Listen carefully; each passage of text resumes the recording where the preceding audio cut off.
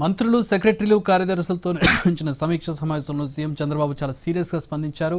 కార్యదర్శులందరూ వారి వారి శాఖల్లో కేంద్ర ప్రయోజిత పథకాల నిధులు ఎందుకు ఖర్చు చేయడం లేదని ప్రశ్నించారు. ఈ నెల 15 డెడ్ లైన్ అని చెప్పినా ఎందుకు ఖర్చు చేయడం లేదంటూ ఆగ్రహం వ్యక్తం చేశారు. మీకు ప్రజల సొమ్ము మురిగిపోయేలా చేసే హక్కు ఎవరిచ్చారని ఆయా శాఖల సెక్రటరీని నిలదీశారు.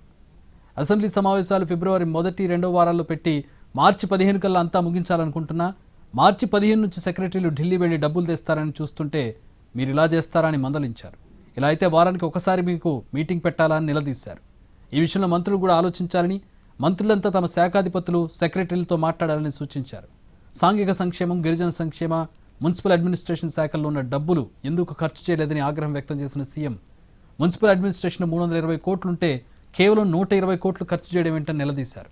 ఈ నెలాఖరులోగా డబ్బులన్నీ ఖర్చు చేయాలని, లేకపోతే మీ వెంట పడతారని హెచ్చరించారు.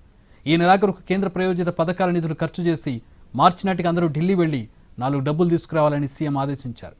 అన్ని శాఖలతో పోలిస్తే ఆర్థిక శాఖ ఇప్పుడు బాగా పనిచేస్తుందని కితాబిచ్చారు.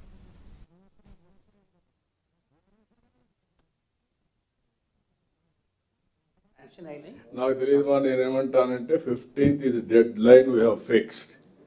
మీరు ఇవన్నీ నాకు చెప్తే నన్ను కన్విన్స్ చేయగలుగుతారు, కానీ ఏదైతే మీరు ఇచ్చిన మ్యాండేట్ మీరు చేయకుండా కానీ మాట్లాడితే ఇట్ ఈస్ నాట్ యాక్సెప్టబుల్.